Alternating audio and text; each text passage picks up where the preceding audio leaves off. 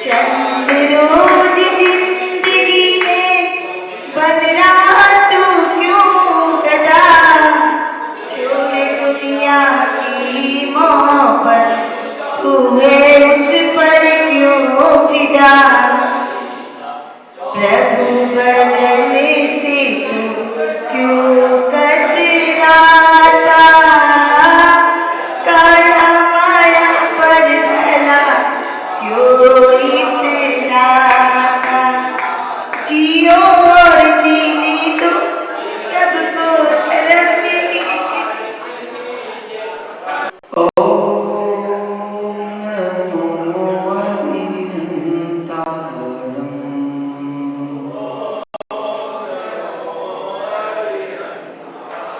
ओम नमो श्री सेतारम।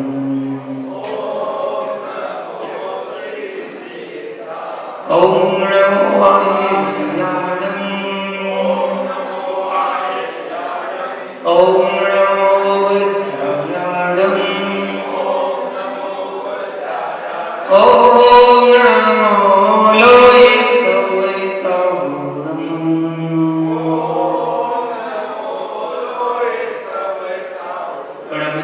वड्डमाणं परमपाणं जिनं दिशोद्धेन गोचामिरं सायार्णयार्धं मीनम्।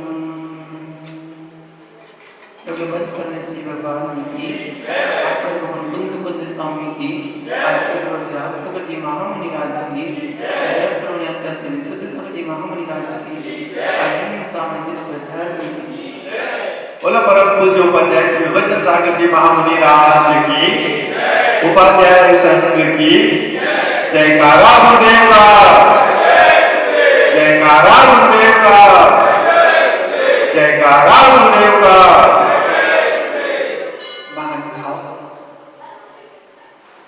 समय दृष्टि कैसा होता है,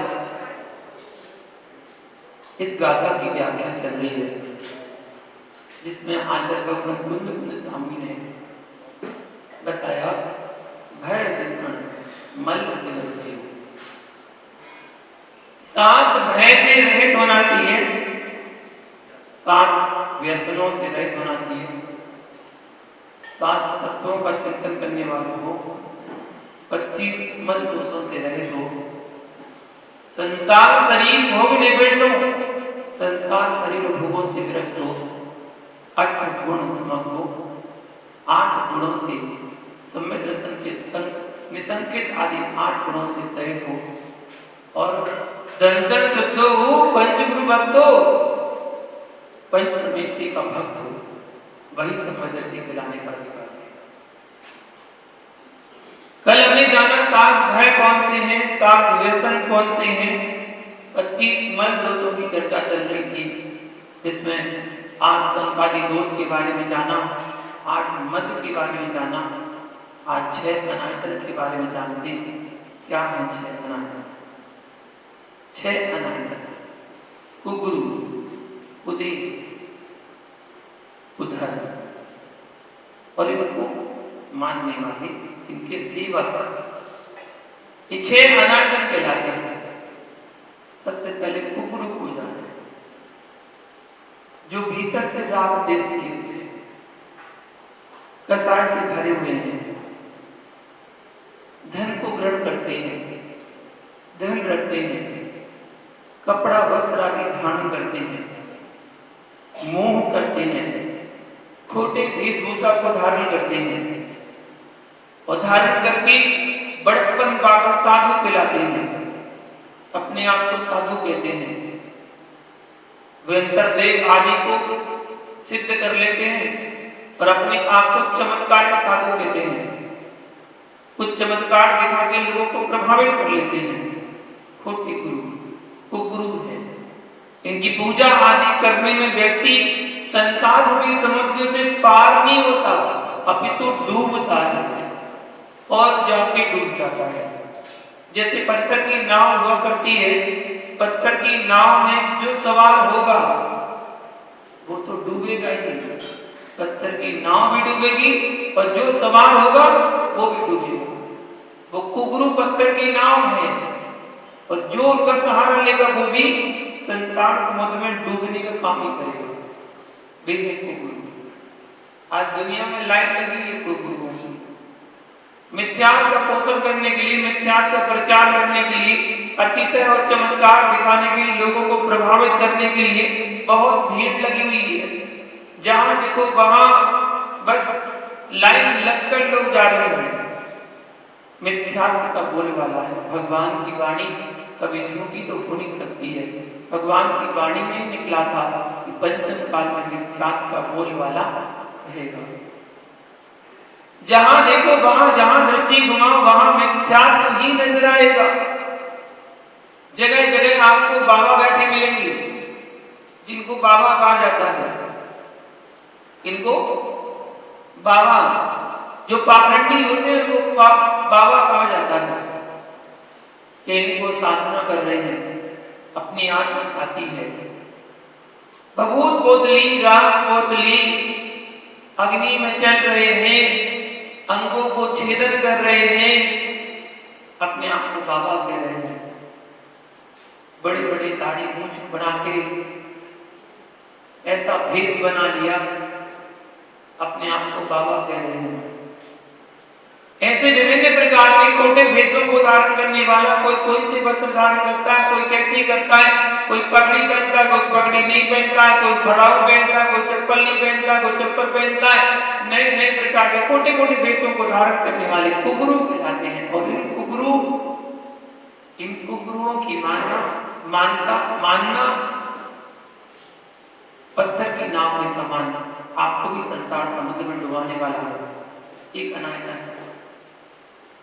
दूसरा अनायतन कुदेव, जो राग देश से मैले हैं, राग देश से मलिन हैं, ऐसे देवों को कुदेव कहा जाता है। वो देव जो स्त्री के साथ रहते हैं, अपनी पत्नी के साथ रहते हैं, विभिन्न प्रकार के अस्त्रों को धारण करते हैं, जो विभिन्न प्रकार के अस्त्रों से जाने जाते हैं, पहचाने जाते हैं। वो अस्त्र यदि उनके पास है तो उनकी पहचान हो जाती है कौन से वाले देव हैं। कुदेवों के अंतर्गत आते हैं। कुदेवों की सेवा संसार परिभ्रमण का कारण ही है। आगम में वर्णन आता है कि एक बार कुदेव को नमस्कार करने से कितना पाप लगता है। अष्टपावक ग्रंथ की टीका में वर्णन आया है। क्या लिखा है?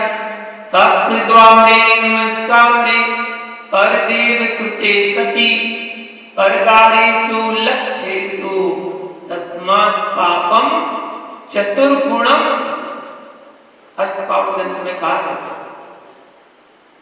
1,00,000 पर स्त्री के सेवन से जो पाप होता है, परदारेषु लक्ष्येषु, 1,00,000 पर स्त्री के साथ सेवन करने का जो पाप लगता है, कुदेव को सकृतदार एक नमस्कार करने पर तस्मात् पापम चतुर्गुणम, 4 गुना पाप लगता है।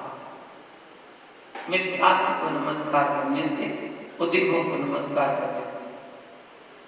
मिथ्यात्व हिंसादि 5 पापों की अपेक्षा भयंकर पाप है। उन 5 पापों से भी बड़ा पाप बताया गया है मिथ्या। 5 पाप कर रहे हो, इस पर्याय में कर रहे हो, तो वो तो तुम्हारी इस पर्याय को खत्म कर रहा है, लेकिन मिथ्यात्व में अगर फंस गए तो मिथ्यात्व तुम्हारा एक भाव नहीं, ना जाने कितने भाव में संसार में भटकाने वाला बनेगा, कितने भाव संसार में भटकेंगे। इसलिए उस मिथ्यात्व को छोड़ने की आवश्यकता है। हर जगह मिथ्यात्व का बोलबाला है, हर जगह। और जगह तो छोड़ो, अपने घरों में मिथ्यात्व फैल जाता है, दुकान में मिथ्यात्व फैलता है, जिनसे कोई लेना देना नहीं, उनमें मिथ्यात्व फैलाते जाते हैं। काले को देव बना देते हैं, काले को देव बना देते हैं, नोट को देव बना देते हैं, जोगी को भगवान बना देते हैं। जब दुकान बंद करके जाएंगे, बढ़ाकर जाएंगे, ताला बंद करेंगे, फिर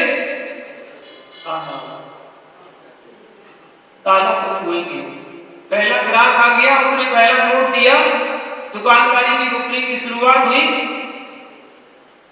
क्या भगवान मान रहे हैं? क्या मान रहे हैं? भगवान है वो, उद्गल है, उद्गल शक्ति तो है बस।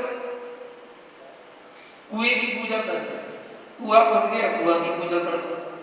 जानवरों की तो पूजा चल रही है, जानवर की तुरंत गति के जीवों की तो पूजा चल रही है। ऐसे तो मिथ्यात्व बच रहे। नाक की देखो तो पूजा कर रहे हैं, गाय की देखो तो पूजा कर रहे हैं, नादिया की देखो तो पूजा कर लेते हैं, पेड़ पौधों में करो तो एक इंद्री की पूजा कर लेते हैं, कहीं पीपल की पूजा, कहीं तुलसी की पूजा, जो देखो उसकी पूजा चल रही है। जिनको देव मान के बैठे हैं, एक होता है उदेव, एक होता है सुदेव, एक होता है अदेव, एक होता है देवादिदेव। उदेव जो मिथ्या व्यक्ति है, सुदेव जो सम्यक को धारण करने वाला है, देव गति में जन्म लेने वाले जीव है। सुदेव और कुदेव, ये सुदेव और कुदेव। अदेव जो ना देव गति में जन्म लेता है, ना देव जैसे उसके कार्य है, फिर भी देव की भांति पूज रहा है, वो कहलाता अदेव। सुदेव कुदेव तो समझ गए। अदेव मतलब त्रिंच गति के जीव, त्रिंच गति के जीव, एक इंद्री जीव, एक इंद्री पीपल, एक इंद्री बरगद, एक इंद्री तुलसी। जो पेड़ पौधे हैं, वनस्पति का जीव है, उनकी पूजा हो रही है। कौन कर रहा है? संगीत पंचेंद्री जीव कर रहा है। जो योग्य है, सक्षम है, मन है जिसके पास, वो पूजा कर रहा है। और साथ साथ त्रिंचों की पूजा, गऊ को माता बना लिया, नाग को देवता बना लिया, हाथी है तो हाथी को भी छू लेते हैं, हाथी की सूंड में हाथ लगा ही लेते हैं। हाथी हो, गजराज हो गए। कहीं चूहों की पूजा हो रही है तो कहीं स्वान की पूजा भी हो रही है। स्वान की श्रीमती की, स्वान की श्रीमती की कैसे बोली पता है? एक मंदिर है, आप सर्च कर लेना, गूगल पर सर्च कर लेना, कुतिया महारानी का मंदिर है। मैं मजाक नहीं कर रहा हूं, आपको हंसी लग रहा है।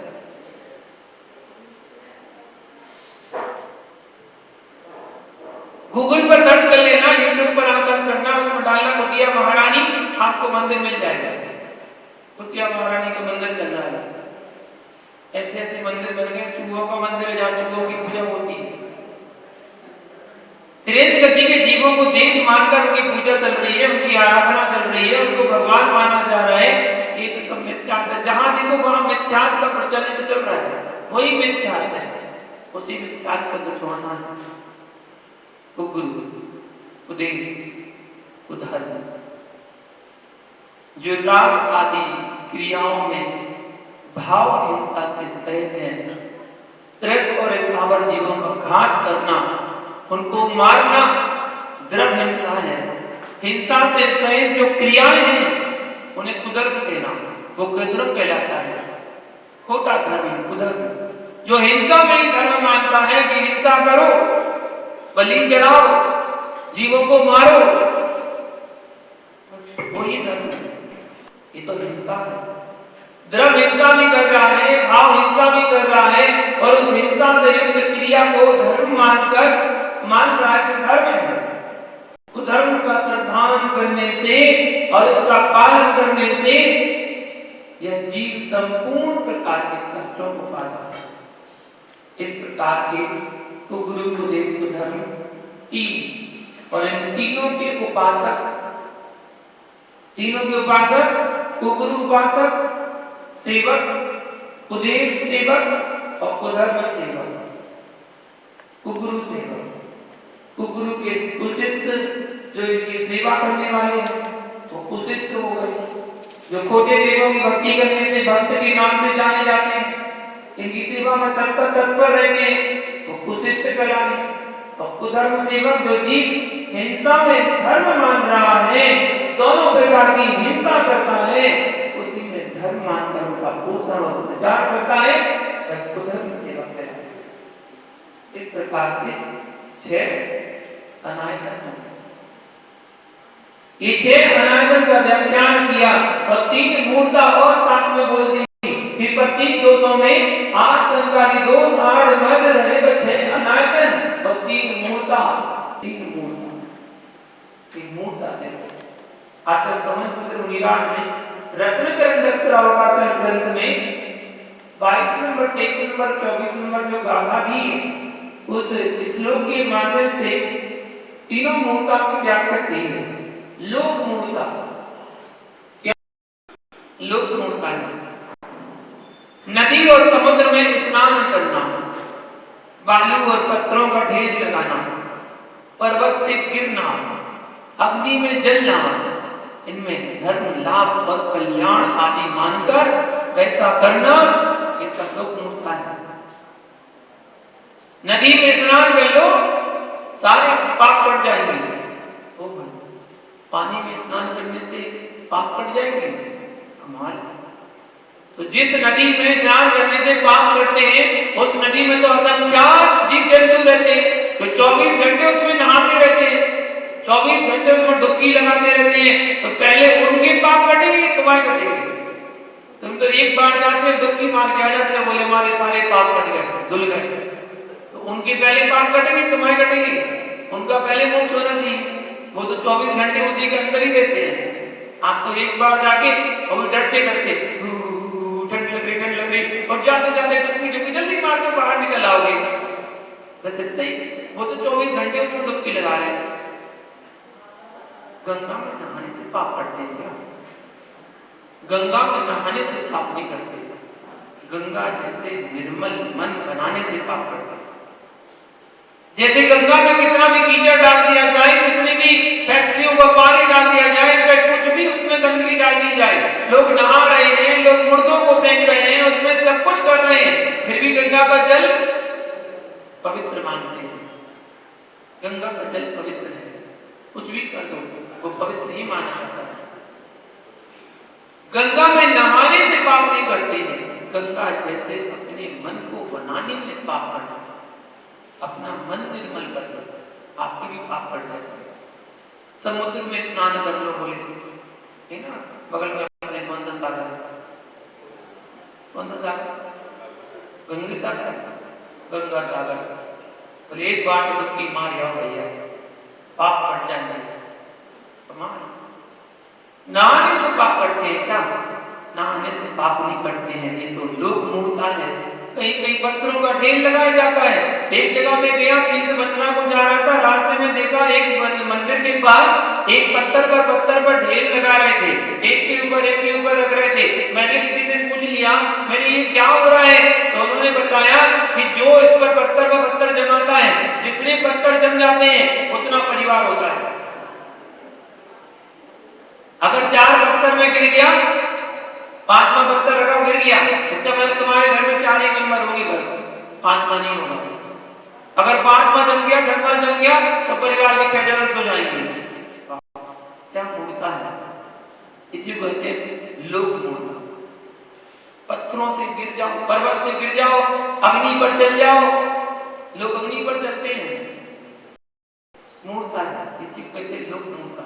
अनेक प्रकार के लोग संसार में फैली हुई हैं, जो जगह जगह मंदिर के रूप में पूजी जाती है, उनको लोक मूर्ता कहते हैं। ये सब लोक मूर्ता ही हैं। ये ताले को छूना और नोट को छूना, आपने जो दुकान का सामान है उसको छूना, सब लोक मूर्ता है, लोक मूर्ता के अंतर्गत आती है। और दूसरी मूर्ता बता दी देव मूर्ता। देव मूर्ता बरोबलिप से आसावान रागन द्वेष मलि मिसा देवता यदुवासित देवता मूढ़ मुच्यते। क्या है देव मूर्ता? पुत्र प्राप्ति, रोग निवृत्ति, धन लाभ आदि लोक संबंधी जो फल है, जो वर ऐसी इच्छा से रागी द्वेषी देवताओं की पूजा करना, उपासना करना, सेवा करना देव मूर्ता कहलाती है। क्या मिल जाए? वर की कामना करना, मुझे वर मिल जाए। कितना वरदान मांग बच्चे, वरदान मैं तुझे वर देने आया हूं, जो वर मांगेगा वो वर मिलेगा। ऐसे वर मिलने होते तो लोग दुकान खोल के नहीं बैठते, माला लेके बैठ जाते हैं। काय को मेहनत करें, पसीना बहाए, सुबह से शाम तक वहां पर ऑफिस में सुने, सर की सुने, जी सर हाँ जी सर करें, तब भी सुनने मिले। कौन सुने? बस देवी देवता के पास जाके बैठ जाओ, हाथ जोड़ फेरते रहो, देवी देवता प्रकट होंगे, आपको वरदान देंगे, तो बस आपकी सारी इच्छा पूरी, काम खत्म। और क्या करना? अगर मांगने से सब कुछ मिलता, क्या जरूरत है दुकानदारी चलाने की? आराम से मांगो ना, सुबह आ जाओ, सुबह से शाम तक मिल ही जाएगा। जैसे सुबह से शाम तक दुकान पर बैठी हो, वैसे सुबह से शाम तक देवी के सामने बैठ जाओ, देव के सामने बैठ जाओ, जपते रहो देवी का नाम, देवी प्रकट हो जाएगी, आपकी मनोकामना पूरी कर देगी। ऐसा होगा क्या? भूतो न भविष्यति। ये सब पुराणों में, मिथ्यात्व में देखने सुनने जरूर मिल जाएंगे, टीवी पर जरूर देखने मिल जाएंगे, आप टीवी पर देखने मिल जाते हैं। आज वर्तमान में ऐसी कोई स्थिति नहीं है, ऐसी संगठन शक्ति नहीं है, आप किसी देवी देवता को बुलाओ और वो तुम्हारी मनोकामना पूरी कर दे। नहीं, कोई किसी को वरदान नहीं दे सकता है। जो कुछ मिलता है तुम्हारे पुण्य की वजह से मिलता है, और जो कुछ जाता है वो तुम्हारे पाप की वजह से जाता है। अपने पाप को कम करो, अपने पुण्य को बढ़ाओ, तुम्हारी सारी मनोकामना पूरी हो जाएगी। किसी के सामने हाथ फैलाने की आवश्यकता नहीं है। क्या किसी के सामने हाथ फैलाते हैं? हमारी तो फिर मांगे ही सारी मुरादें पूरी हो जाएगी। बस भक्ति भाव से अपने पुण्य की क्रियाएं करते रहो। जो ऐसे रागी द्वेषी देवी देवताओं की अर्चना आराधना करता है, वर की मेरे रोग का निवारण हो जाए, मुझे धन की प्राप्ति हो जाए, मेरी दुकान चलने लग जाए, मैं अच्छे नंबरों से पास हो जाऊं, मेरी अच्छी जॉब लग जाए, मेरे बेटे की अच्छे घर में शादी हो जाए, मेरे बहू के बच्चा हो जाए, आदि अनेकों प्रकार की इच्छाएं होती हैं मनुष्य की। वो सारी इच्छाओं को लेकर एक ही जगह आता है। वो सोचता है वीतरागी के पास जाएंगे तो कुछ नहीं मिलेगा, रागी के पास जाएंगे तो सब कुछ मिलेगा। ना वीतरागी तुम्हें कुछ देगा और ना रागी तुम्हें कुछ देगा, क्योंकि मिलना तो तुम्हारे पुण्य से है। अपने पुण्य को बढ़ाओ, क्यों पाप के मिथ्या पर बसने का प्रयास करते हैं। देव मूर्ता, गुरु मूर्ता, सग्रंथारं हिंसानां संसारावर्तिवर्तिनां पाखंडिनां पुरस्कारो गेयं पाखंडी मोहिनां। परिग्रह, आरंभ और हिंसा से सहित संसार रूपी चक्र में भटकने वाले पाखंडी साधुओं का आदर सम्मान, भक्ति पूजा आदि करना, ये सब गुरु मूर्ता कहलाती है। ये गुरु मूर्ता के अंतर्गत आते हैं। लोग किसी को भी गुरु मानने बैठ जाते हैं। कोई भी गुरु, जय हो गुरुदेव, जय हो गुरुदेव, जय हो गुरुदेव, कोई भी गुरु बन जाता है। जो हिंसा में संलग्न है, जो परिग्रह में आसक्त है, जोड़ने में आसक्त है, जो धन लक्ष्मी अपने साथ रहता है, साथ साथ अपने बॉडीगार्डों को रखता है, जय जय गुरुदेव, जय जय गुरुदेव, लोग गिर गिर पड़ रहे हैं पैर छूने के लिए कि पैर छू ले। अरे भैया, सबको देखा देखी आप तो मत करो, कम से कम अपने अंदर ऐसी भावना ही मत लाओ कि मुझे उनके पास जाना है। किसी के पास जाने से कुछ नहीं मिलने वाला। यदि अपनी आत्मा का कल्याण करना चाहते हो तो देव साक्षात गुरु के अलावा कहीं जाने की आवश्यकता नहीं है। सच्चे देव साक्षात गुरु के पास 25 मल दोषों के रहित और 8 अंग से सहित जो श्रद्धान है, जो नमस्कार है, वो आपका कल्याण कराने वाला। 25 मल दोष, 25 मल से जो रहित हो गया वो निर्मल हो गया। सम्यक दृष्टि समस्त दोषों को अस्त करके अपने सम्यक दर्शन की रक्षा करता है। सच्चे देव साच गुरु के अलावा अपने मस्तक को कहीं दूसरी जगह नहीं झुकाता। आचार्य भगवान समर्थ स्वामी ने एक बात बोली है, 30 नंबर का श्लोक कहा, भया शासने लोमाचे कुदेवागम लिंगिनाम प्रणमामम विनिमम चैव न करियो शुद्ध दृष्टि। शुद्ध सम्यक दृष्टि जीव होगा वह व्यक्ति भय से किसी प्रकार का भय नहीं होना चाहिए। आशा, स्नेह और लोभ, ये चार कारण हैं जो व्यक्ति इधर उधर भटक जाता है। इन चार कारणों के कारण ही वो मिथ्यात्व में जाता है और मिथ्यात्व में नमस्कार करता है।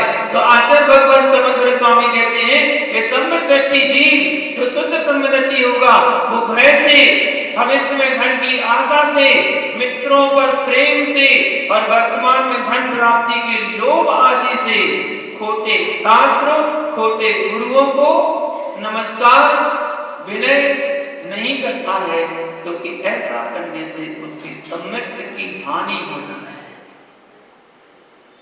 आज देखा यही जा रहा है। वर्तमान में ये चार ही कारण हैं जो व्यक्ति को मिथ्यात्व की ओर प्रेरित कर रहे हैं, और ये ही चार कारण हैं जो सम्यक्त में जाने के लिए मजबूर कर रहे हैं, अपने मंदिर में जाने में मजबूर कर रहे हैं, वहां प्रेरित करते हैं और या मजबूर कर रहे हैं कि चलो भैया बहुत दिन भर जीवन भर में बहुत गलतियां करते रहते हैं, खोटे काम करते रहते हैं, पाप का आश्रय बंद होगा और जब पाप का उदय आएगा तो खोटी गति में जाना पड़ेगा। चलो भगवान के दर्शन करके आते हैं, पाप छट जाएंगे।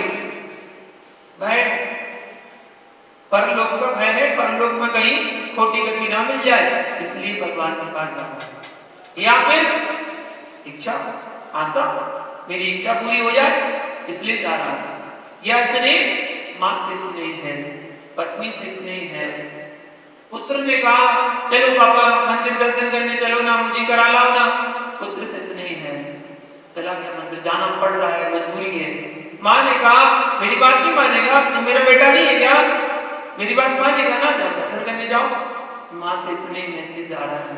पत्नी ने कहा कि चलो आपको मेरे साथ दर्शन करने चलना ही है, क्या करेंगे, पत्नी से स्नेह है इसलिए जाना पड़ेगा, स्नेह के कारण जा रहा है।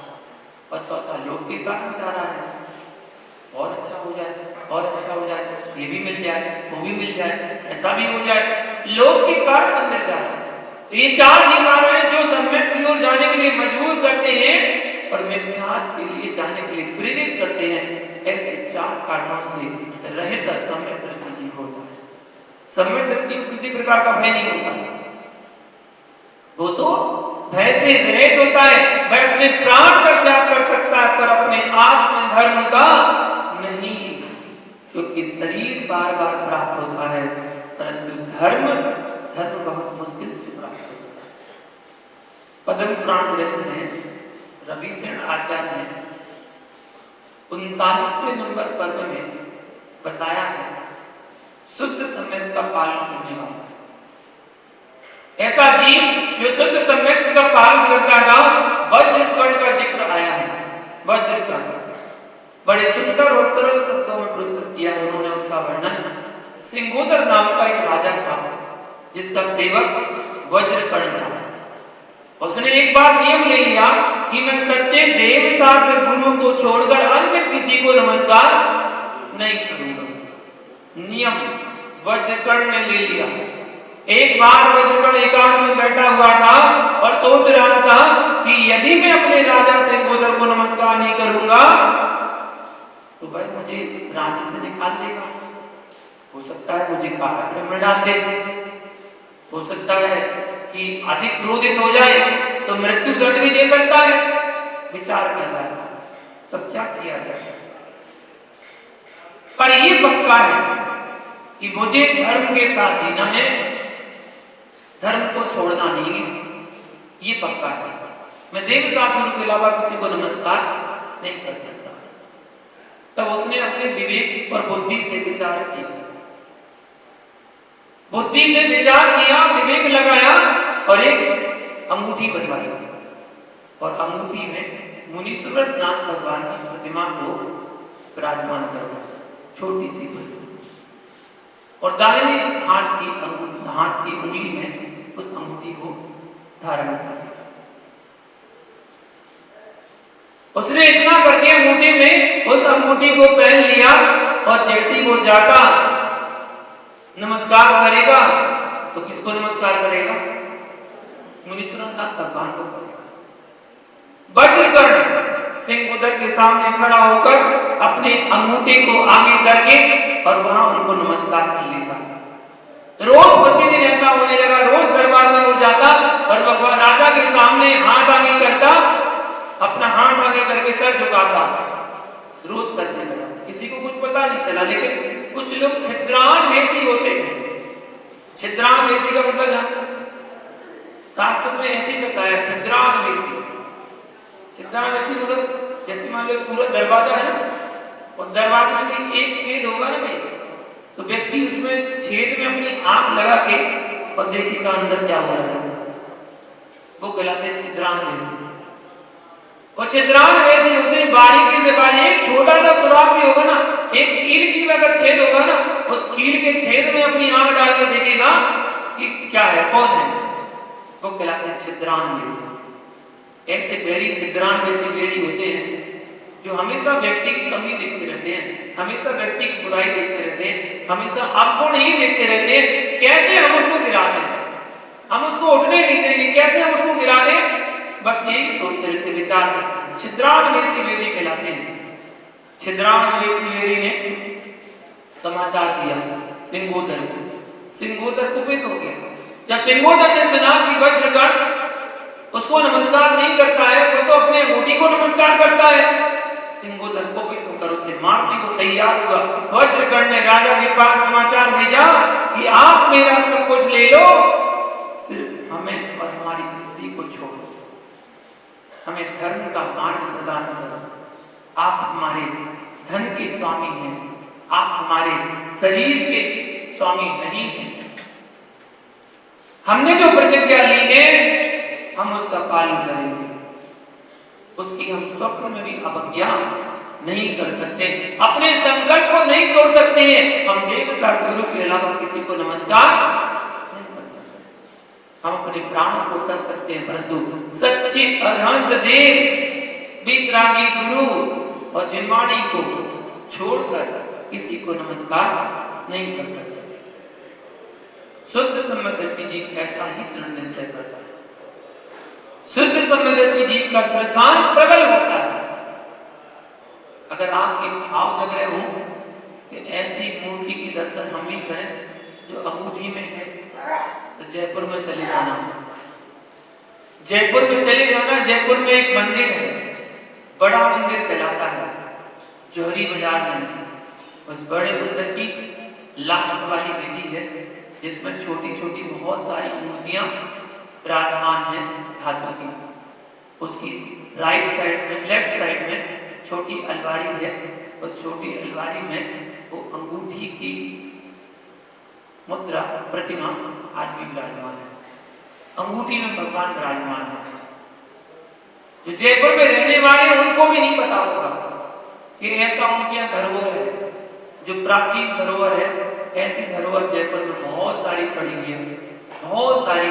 जयपुर का इतिहास बहुत बड़ा है जो हमारे जिन धर्म के लिए बहुत मान्यता को रखता है, बहुत मान्यता रखता है।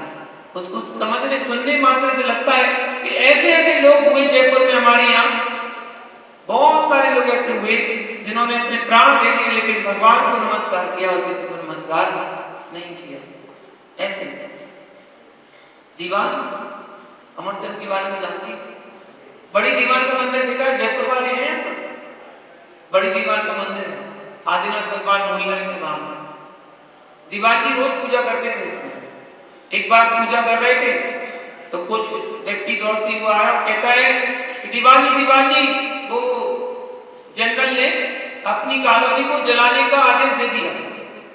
क्यों? पता किया क्यों, क्या बात? बोले एक व्यक्ति ने एक सैनिक को, अंग्रेज को मार दिया इसलिए।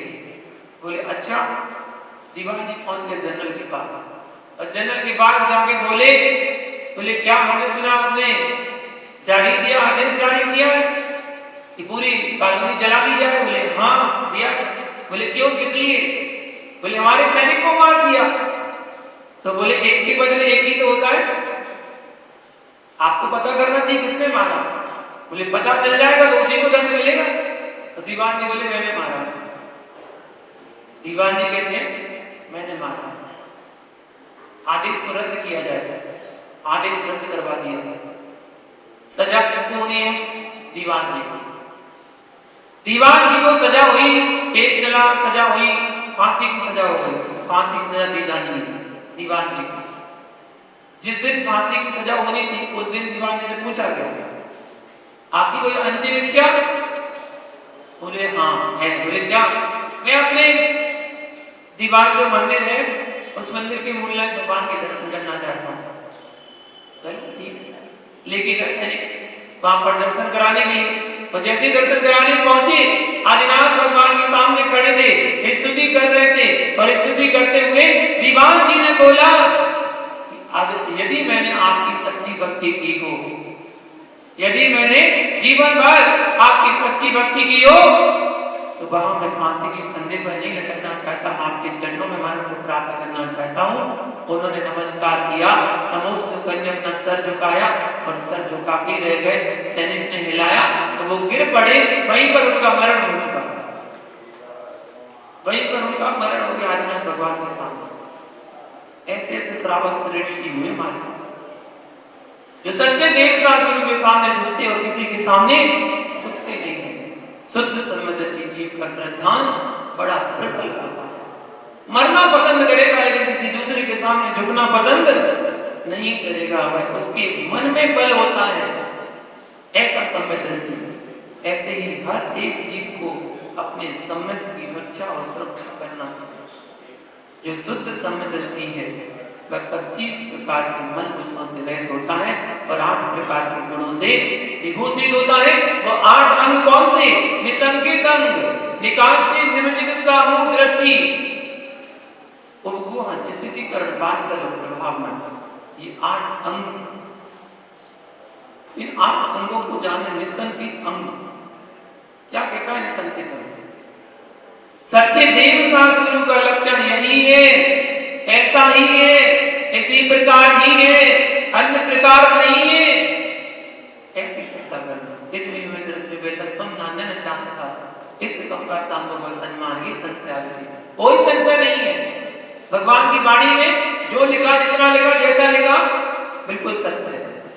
इस प्रकार तलवार की धार पर रखे हुए पानी के समान अटल श्रद्धान करना निसंकेत अंग कहलाता है। निसंकेत अंग में कौन प्रसिद्ध हुआ? अंजन चोर। बेचारे को आज तक चोरी चोर कहते रहते हैं।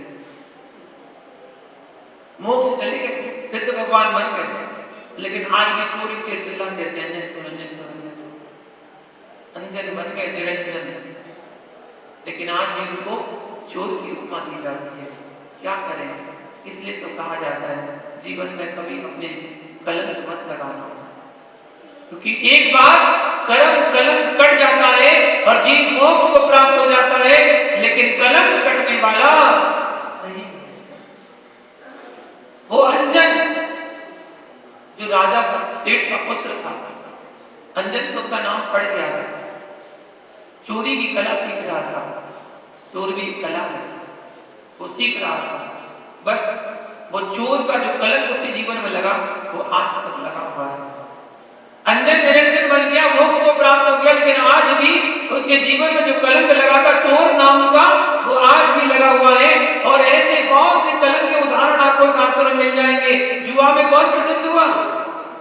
युधिष्ठिर। मोक्ष चले गए, सिद्ध भगवान बन गए, लेकिन आज भी उनको जुआ में प्रसिद्ध कहते हैं, जुआरी कहते हैं, जिसने अपनी पत्नी को भी दांव पे लगा दिया। कहते हैं ऐसा अपना धन संपत्ति ऐश्वर्य वैभव सब कुछ दांव पे लगा दिया, जुए के लिए प्रसिद्ध हुए। बताओ भाई भाई में लड़ाई किसकी हुई थी सबसे पहले? भरत बाहुबली। कलंक में लग गया ना भाई भाई के लड़ने का, वो आज तक नहीं मिटा। काल बदल गया, चतुर्थ काल निकल गया, पंचम काल आ गया, तीसरे काल में लड़ाई हुई थी, सब कुछ बदल गया, लेकिन आज भी भरत बाहुबली दोनों सिद्ध बन गए, मोक्ष चले गए। आज भी लेकिन कलंक जो लगा था वो तो लगा हुआ है। आज भी उनको यही कहा जाता है कि भरत बाहुबली भाई भाई में सबसे पहले लड़ाई वही हुई थी। निसंकेत शंका नहीं करना, निकांक्षित कर्मों के अधीन, नस्वर दुखों से मिश्रित और पाप के कारण इंद्रिय संबंधी सुखों से अनित्य रूप श्रद्धान करना। ये सब अनित्य है, सब क्षणभंगुर है। कौन से इंद्रिय सुख भोगों की हमने कामना करते हैं? कौन सा भोग हमारे साथ शाश्वत रहने वाला है? कौन इंद्रिय विषय भोग हमारे पास रहने वाले? कोई नहीं, हमारे पास रहने वाला नहीं। इनकी आकांक्षा को लेकर हम भगवान की भक्ति करें नहीं, निकांक्षित कोई आकांक्षा नहीं करना, भगवान की भक्ति करना नहीं। बस कौन प्रसिद्ध हुआ? अनंतमती प्रसिद्ध। निर्जुगुप्सा अंग, स्वभाव से यह शरीर मलिन है, मलिन है। इस शरीर में और कुछ भी नहीं। अभी बड़ा सुंदर दिखता है, ऊपर से कोई सांवला दिखता है, कोई गोरा दिखता है, कोई काला दिखता है, ऊपर से दिखता है। बस ऊपर से जो चमड़ी लगी हुई है ना इसके ऊपर, ये चमड़ी ही बदलती है, चमड़ी अपना रंग बदलती है। इसके अंदर क्या है? एक बार अगर इसको खोल दिया जाए, जो पैक है चारों तरफ से पैक है, इसको खोल दिया जाए तो आप खुद अपने शरीर के घाव को तो देख नहीं पाते। एक छोटा सा घाव लग जाए आपको और उसमें से खून बह रहा हो, उसको देखना पसंद नहीं करते। जब पूरा शरीर खोल दिया जाएगा तो क्या होगा? अंदर क्या भरा हुआ है? हड्डियां हैं, खून है, मांस है, मलमूत्र है, मज्जा है, यही तो भरा पड़ा है और तो कुछ है नहीं। भंडार है, भंडार। एक मटका है, खाली मटका, और उसमें पूरे मटके में लबालब मल भर दिया जाए, मल, लबालब मल भर दिया जाए। अब बताओ उसमें जहां से भी छेद किएंगे तो क्या निकलेगा? दाएं बाएं ऊपर नीचे कहीं से भी उसमें छेद कर दो, क्या निकलेगा? मल ही तो निकलेगा, मल ही निकलेगा। ऐसे तो अपना शरीर है, इस शरीर के अंदर क्या है? मल ही मल तो है। जहां छेद करो वहीं से मल निकलना शुरू। एक सुई भी चुबा दो ना तो भी मल निकलना शुरू हो जाएगा। इतना लबालब मल भरा हुआ है पूरा। देखो इस मल को निकालने के लिए एक द्वार से काम नहीं चला, तो 9 द्वार बना दिए। शरीर के अंदर के मल को निकालने के लिए 9 द्वार, जिसको 9 द्वार कहते हैं, मल द्वार। 2 आंखें, 2 कान, एक नाक, एक मुंह, एक नाभि और मलमूत्र विसर्जन स्थान। 9 स्थान बनाए हैं शरीर के अंदर की गंदगी को बाहर निकालने के लिए। और इतने में भी काम नहीं चला तो असंख्यात रोम छिद्र बना दिए, जिन रोमों से निरंतर पसीना बहकर आपके अंदर की गंदगी को बाहर निकाला जाए। ये है शरीर का पिंड। स्वभाव से अपवित्र है, अपवित्र है, किंतु सम्यक दर्शन, सम्यक ज्ञान, सम्यक चारित्र को अगर धारण कर लिया जाए तो शरीर भी पूजनीय बन जाता है। मुनिजनों को देखकर गिलानी नहीं करना, उनके गुणों से प्रीति करना, यह है निर्विचिकित्सा अंग। यदि मुनि का शरीर मलिन हो रहा है तो देखकर मन नहीं सिकुड़ना, नाक मत सिकुड़ना, अरे देखो कितना मैल जमा हुआ है। मुनिराज का आयस्नान नाम का मूल गुण होता है, वो स्नान नहीं करते, वो स्नान नहीं करते, तब भी उनके रत्नत्र की तेज से उनका शरीर चमकता है। आप रोज स्नान करते हैं तब भी भद्दे से हो जाते हैं, कपड़े गंदे हो जाते हैं, कपड़े में मैल जम जाता है, शरीर से बदबू आने लगती है। शरीर में कितना सुगंधित पदार्थ लगाते हैं, कहीं सेंट लगा रहे, कहीं क्रीम लगा रहे, कहीं पाउडर लगा रहे, कहीं लीपापोती कर रहे। लीपापोती बहुत होती है, बहुत सारी की वैरायटी होती है लीपापोती करने वाले की। किसी उससे पूछो जो कहां से है वो, ये महिलाओं को सजाने के लिए क्या बनाते हैं? Beauty parlour. ब्यूटी पार्लर वाले से पूछो कि ब्यूटी पार्लर वाला जब तैयार करता है तुम्हें तो क्या क्या लगाता है? उसे खुद नहीं पता वो क्या क्या लगाता है, पता नहीं, पोतते रहते हैं, वो तो पोतते रहते हैं।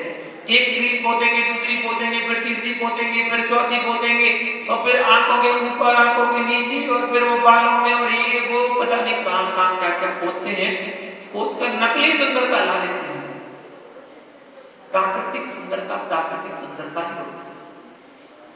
इस स्वभाव से अपवित्र कितनी देर के लिए? कितनी देर के लिए? दुल्हन का जब श्रृंगार होता है ना शादी के लिए, उसका असली रूप अलग होता है और ब्यूटी पार्लर वाला रूप अलग होता है, बस केवल फोटो खिंचवाने के लिए।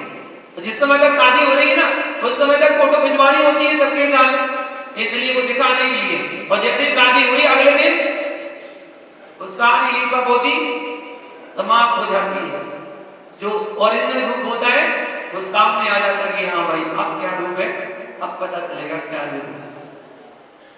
स्वभाव तो सुचोक का है, रत्नत्र पवित्र थे। स्वभाव से अपवित्र है ये शरीर, रत्नत्र से पवित्र किया जा सकता है, जो रत्नत्र धारण करता है वही इसको पवित्र कर पाता है। उद्यान राजा प्रसिद्ध है, अमूढ़ दृष्टि, मिथ्या दर्शन आदि, उन तीनों के उपासकों को मन वचन काय से प्रशंसा करना, ये तो हो गई मूर्खता, और प्रशंसा नहीं करना ये अमूढ़ दृष्टि हम करें। देव, गुरु, धर्म सब मिथ्यात्व, जो मिथ्यात्व वाले उनकी प्रशंसा नहीं करना। अरे वो क्या बहुत अच्छा, उनके ऐसा है, मिथ्यात्व की प्रशंसा कर रहे हैं आप। अपने अंदर लाओ ना कि हमारे यहाँ क्या है, हम अच्छा कर रहे हैं। कोई कितना ही वैभव दिखाए, कोई कितना ही प्रसिद्ध दिखाए, या कौन सा प्रसिद्ध है? रेवती रानी, ब्रह्मा विष्णु महेश का रूप बना के चुल्लक जी आ गए, नमस्कार करने नहीं गई रेवती रानी। आप होते तो क्या कहते हैं? अरे चलो कोई बात नहीं, एक बार तो कोई आते हैं, बटराए वहां पर, चलो ले आते कुछ ना कुछ। और तो और उन चुल्लक जी ने विद्या के प्रभाव से तीर्थंकर का रूप बना लिया, समोषण लगा दिया विद्या के प्रभाव से।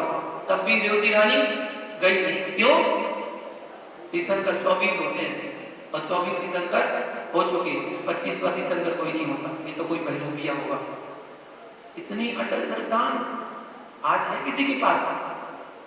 आज है किसी के पास? आपको पता चल जाए दिल्ली में समोषण लगा है, फ्लाइट की टिकट आज ही हो जाएगी, आज ही टिकट हो जाएगी। तीर्थंकर आए, तीर्थंकर बन गए, चलो चलो चलो देखने चलते हैं, तुरंत चले जाते। श्रद्धा ही नहीं है।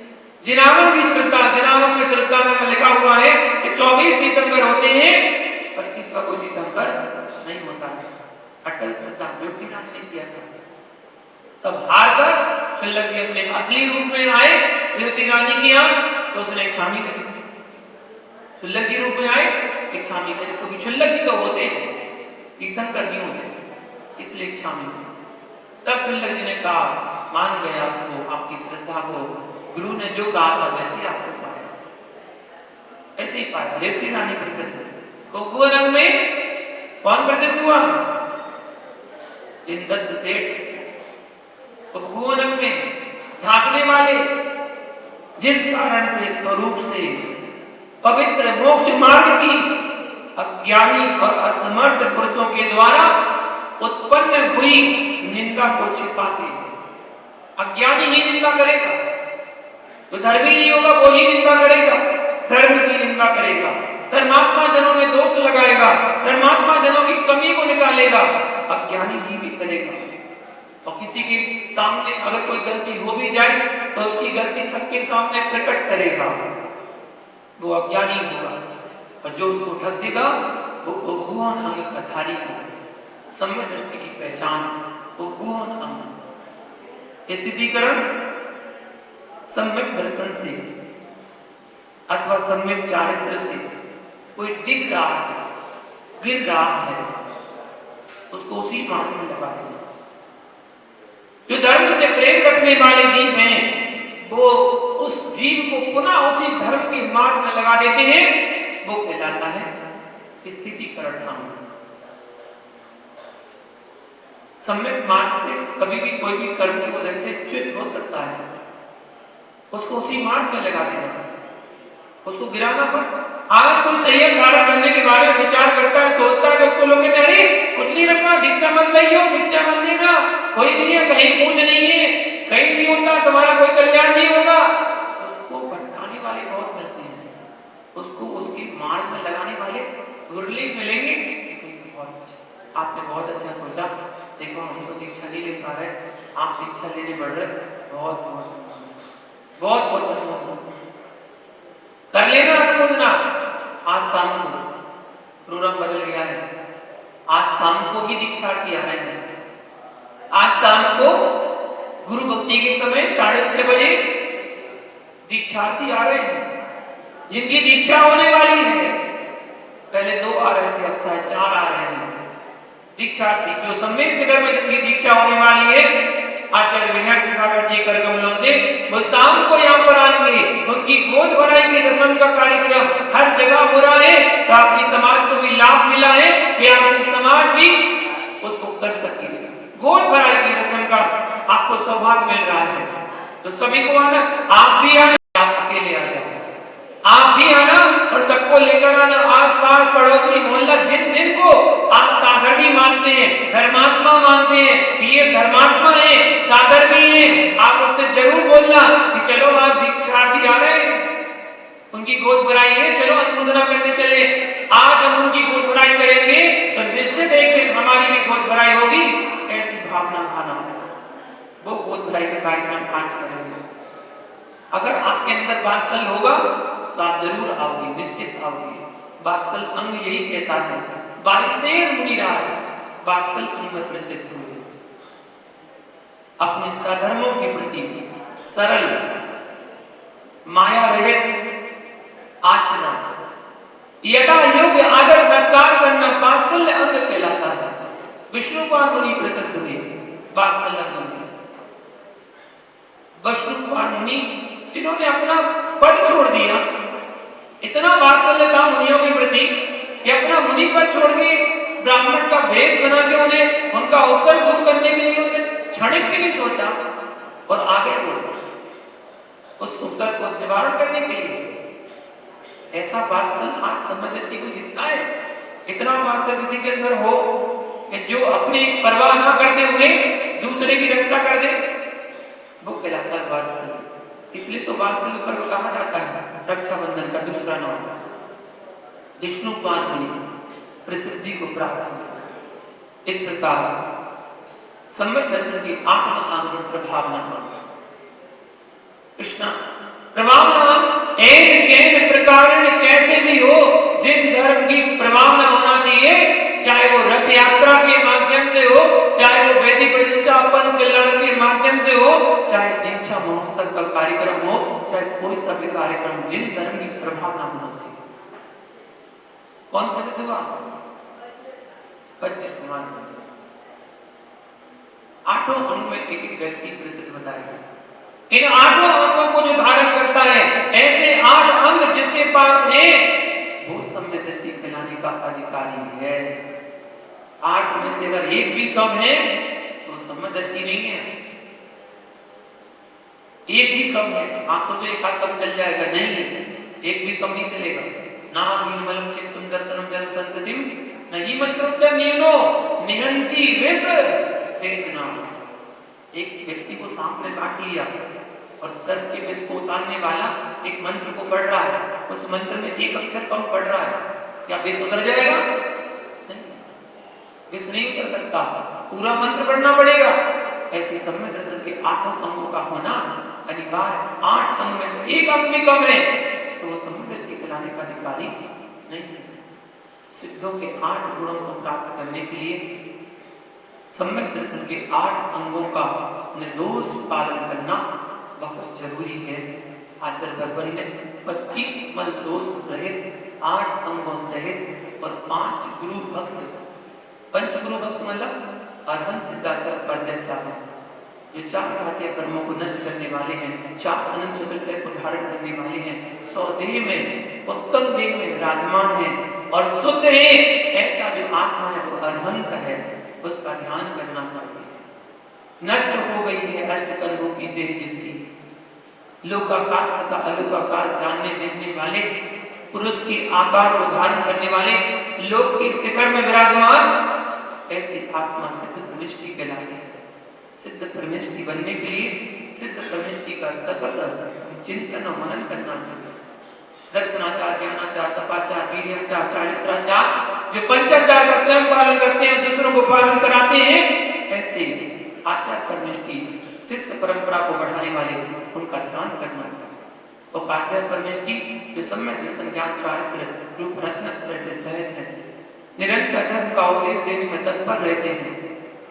वह आत्मा मुनीश्वरों में प्रधान ऐसे उपाध्याय परमेष्टि जो मुनियों को भी अध्ययन कराते हैं।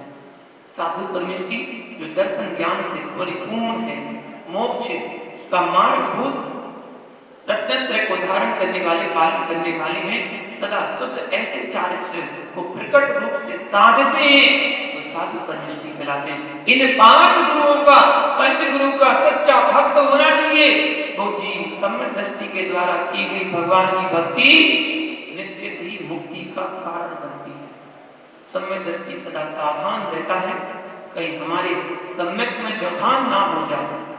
सम्यक रूपी रत्न सबको प्राप्त नहीं होता। सम्यक से रहित आत्माएं सारे संसार में परिभ्रमण करती हैं, परंतु जो सम्यक सहित आत्माएं उत्तम गति को प्राप्त करके परम निर्वाण अवस्था को प्राप्त कर लेती हैं, क्योंकि सम्यक के बिना बड़े से बड़े तप, कठिन से कठिन चारित्र व्यर्थ है। चारित्र में चमत्कार करने वाला कोई है तो वो सम्यक दर्शन ही है। ज्ञान को प्रकट करने वाला कोई है तो सम्यक दर्शन ही है। सम्यक दृष्टि जीव समस्त दोषों का त्याग करके 8 गुणों से समन्वित होता है, क्योंकि सम्यक दर्शन के 8 अंग मोक्ष के बीज रूप हैं। उनको हम जाने समझे, आत्मा की सिद्धि करने से पूर्व सम्यक की सिद्धि करो और मोक्ष प्राप्त करने के लिए सम्यक रूपी रत्न को सिद्ध हस्त करो, यही कल्याण का बीज है। निर्दोष सम्यक दर्शन का पालन करने वाला सम्यक दृष्टि जीव दुखी नहीं होता है। इस बात के लिए आगे की गाथा आपको बताएंगे। ये सम्यक दर्शन, ऐसा कोई सम्यक दर्शन धारण करता है तो हमेशा सुख को पाने वाला होता है। श्री मंगल भावना के साथ जय बोले पारसनाथ भगवान की।